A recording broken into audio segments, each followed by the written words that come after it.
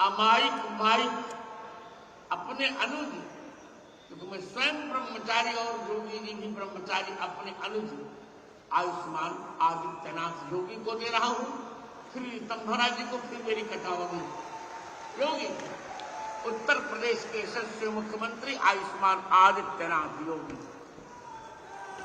जिनके कुशल नेतृत्व में आज उत्तर प्रदेश उत्तम प्रदेश बन चुका है।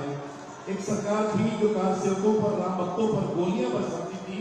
और एक ये सरकार है योगी सरकार जो राम भक्तों को पलक पावड़े बिठाकर फूलों से स्वागत कर रही है। ऐसे यशस्वी मुख्यमंत्री योगी आदित्यनाथ जी से अनुरोध करता हूं कि परम पूज्य जगत गुरु अमृत महोत्सव की अमृत बेला पर आत्मोद्गार प्रकट करें। जय जय सीताराम।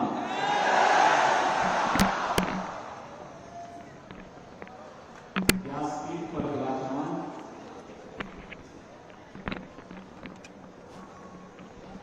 जगत गुरु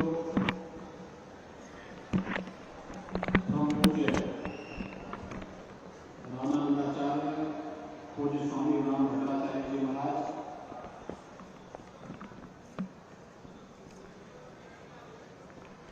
आज के इस अमृत महोत्सव समारोह में जिनका सानिध्य हम सबको प्राप्त हो रहा है, पूज्य दीदी माँ के रूप में जिन्हें बड़ी श्रद्धा के साथ हर भारतवासी संबोधन देता है, ऐसे आदरणीय स्वामी तंभरा जी, सुविख्यात कथा व्यास सम्मानीय देवकी नंदन ठाकुर जी, देश भर से और दुनिया भर से आए हुए सभी श्रद्धालुजन, उपस्थित बहनों और भाइयों, मर्यादा पुरुषोत्तम प्रभु श्री राम की इस पावन धरा पर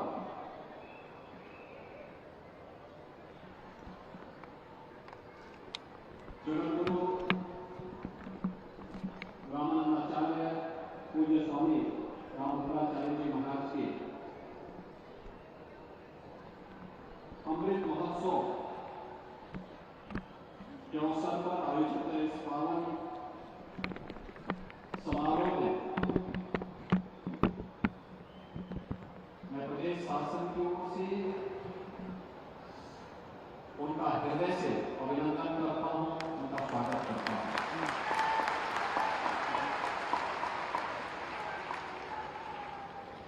ये महज संयोग नहीं है,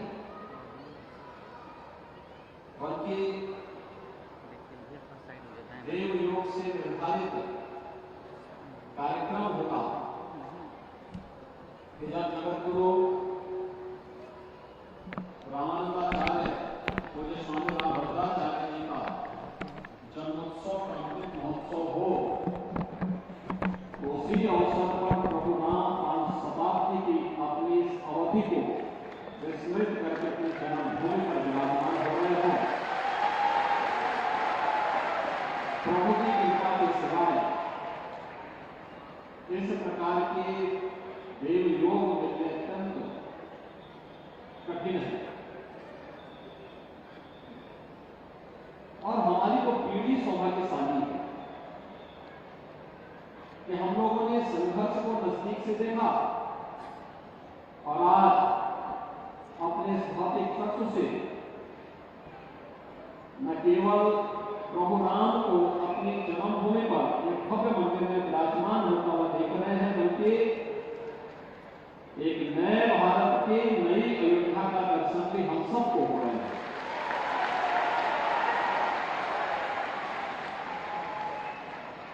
बहनों भाइयों, जब नेतृत्व अच्छा होता है तो हमें दिव्य वाणी सुनने को मिलती है, दिव्य दर्शन होते हैं, और सर्वत्र दिव्यता हमें देखने को मिलती है। यानी हम अपने जीवन में अगर ईमानदारी से अपने कर्तव्यों का निर्वहन करते हैं तो उसके परिणाम ही ईमानदारी पूर्वक कैसे स्वतः प्रकृति और परमात्मा की कृपा कैसे बनती है, काशी हो या अयोध्या, प्रयागराज हो या चित्रकूट, बद्रीनाथ धाम हो या केदारनाथ धाम, महाकाल का महारूप हो या फिर सोमनाथ का धाम, सर्वत्र यह दर्शन आज हर सनातन धर्मावलंबी को होते हुए दिखाई दे रहे हैं। 22 जनवरी के ऐतिहासिक तिथि का सबको इंतजार है और मेरी विनम्र अपील होगी आप लोगों से, जगत गुरु के समृद्ध महोत्सव समारोह में आप सब पधारे। ये आप सबका सौभाग्य है कि आपको पूज्य जगत गुरु के श्रीमुख से प्रभु की इस कथा का श्रवण करने का आनंद भी प्राप्त हुआ। इतनी भीषण शीतलहर बाहर है और हजारों की संख्या में आकर के कई कई दिनों से यहां रुक करके यह भी एक साधना है और जगत गुरु के श्रीमुख से प्रभु की कथा का श्रवण करने का आनंद भी आप ले रहे हैं। पूरी कथा में जब आप देखेंगे प्रभु तो सर्वव्यापी सर्वेश्वर है, उनके बगैर एक तिनका भी नहीं हिल सकता, लेकिन जीवन में मर्यादा और संयम का क्या महत्व होता है यह आज भी प्रभु ने हम सबको सिखाया है।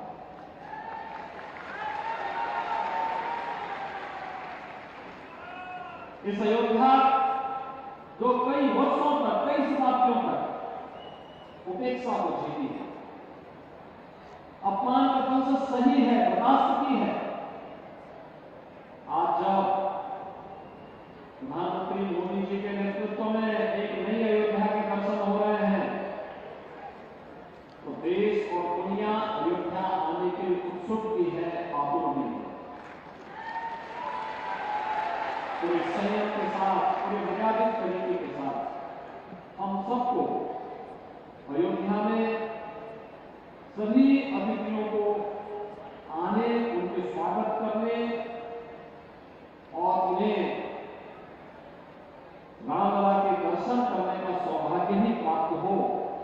इसके लिए व्यवस्था बनानी चाहिए। कोई भी ऐसा कार्य न करे जो संयम और मर्यादा का उल्लंघन माना जाता हो। यह अवश्य ध्यान रखेंगे और मुझे पूरा विश्वास है कि आप सबकी शुभेच्छा से अयोध्या अपने नाम के अनुरूप अपने आप को साबित करेगी। मैं आज के इस अवसर पर जगत गुरु रामानंदाचार्य पूज्य स्वामी रामभद्राचार्य जी को उनके पावन जन्म महोत्सव, अमृत महोत्सव की इस पावन अवसर पर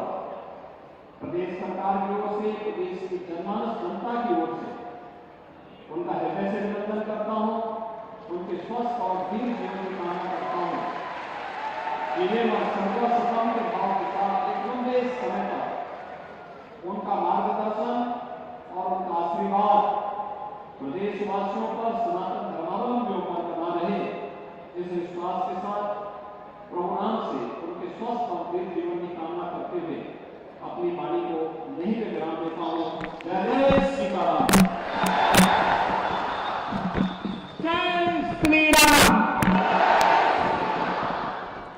मैं भी अपने आयुष्मान योगी जी को यहाँ से थोड़ा